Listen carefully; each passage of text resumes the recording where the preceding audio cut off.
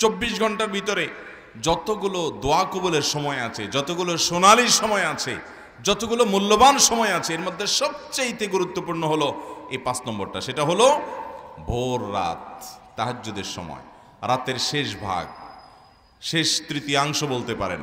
3 ভাগ করলে শেষ ভাগ, বা ঘুম থেকে ওঠার পর একেবারে ফজরের আজানের আগ পর্যন্ত রাতের শেষের দিকের এই সময়টা, এটা হলো সবচেয়ে মূল্যবান সোনালী সময় ইমানদারের জন্য।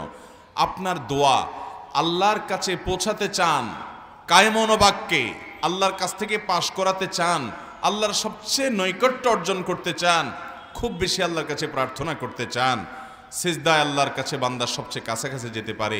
আর ভোর রাতের দোয়া, এটা বান্দার সবচেয়ে ইফেক্টিভ দোয়া হয়। এই দোয়া আল্লাহ তাআলা সাধারণত ফিরিয়ে দেন না। এবং নবী করিম সাল্লাল্লাহু আলাইহি সাল্লামের সেই বিখ্যাত হাদিস আপনারা সবাই কম বেশি শুনেছেন, রাতের শেষ প্রহরে আল্লাহ রাব্বুল আলামিন দুনিয়ার আসমানে এসে বান্দাকে ডেকে ডেকে বলেন, কোনো বর্ণনা আসছে যে আহ্বায়ক কোনো এক ঘোষক ঘোষণা দেয়, কোনো বর্ণনা আসছে আল্লাহ তাআলা স্বয়ং ডাকেন এবং বান্দাকে বলা হয়,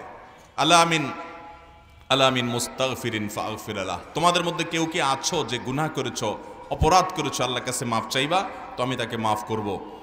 আলামিন মুবতালান ফাওয়াফি আলাহ, তোমাদের কেউ কি অসুস্থ আছো যাকে আমি সুস্থতা দান করব, অর্থাৎ আমার কাছে এটা চাইবা। এই জন্য ভাইরা আমার, ভোর রাতের এই সময়টাতে আল্লাহ তাআলার রহমতের দুয়ার খুলে দেওয়া হয়। আল্লাহ রাব্বুল আলামিন নিজে দুনিয়ার আসমানে নেমে আসেন এবং রহমতের ভান্ডার সবচেয়ে বেশি উন্মুক্ত হয়।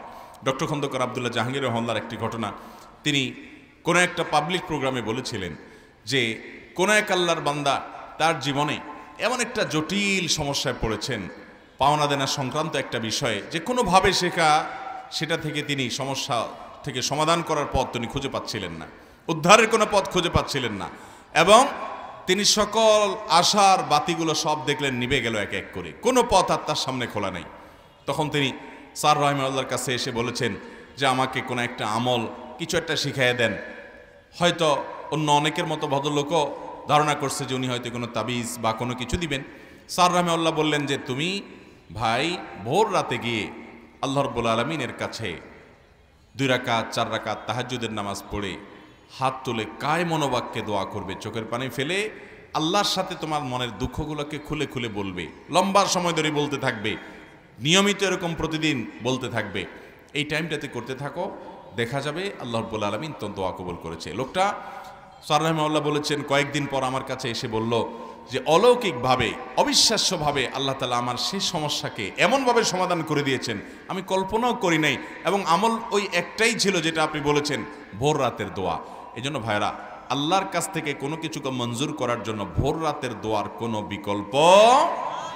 এই জন্য শয়তান দেখবেন সন্ধ্যা রাত্রে আপনাকে ঘুমাইতে দিবে না, এসার পরে বলবে যে একটু মোবাইল টিপ, একটু ফেসবুক দেখ, একটু ইউটিউবে যে ওয়াজ শুন, এ সমস্ত বলে আপনাকে কালক্ষেপণ করবে, সময় নষ্ট করবে, 12টা 1টা 1:30টা 2টা বাজায় দিবে।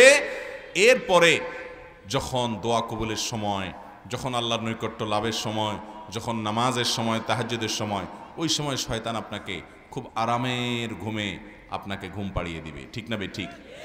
এই জন্য ভাইরা আমার, এই সময়টা, ভোর রাতের সময়টাকে সারা জীবন পারেন না কর্মব্যস্ত নানা কাজের কারণে, অন্তত মাঝে মধ্যে হলেও, বন্ধের দিনগুলোতে হলেও, রমজান মাসে সাহারি খেতে যখন উঠেন তখনও তো ভোর রাতের সময়, এই সময়টাতে দোয়া, জিকির, আল্লাহর একান্ত নৈকট্য লাভের চেষ্টা, কায়মনোবাক্যে নিবেদনের চেষ্টা আমরা করবো তো ইনশাআল্লাহ।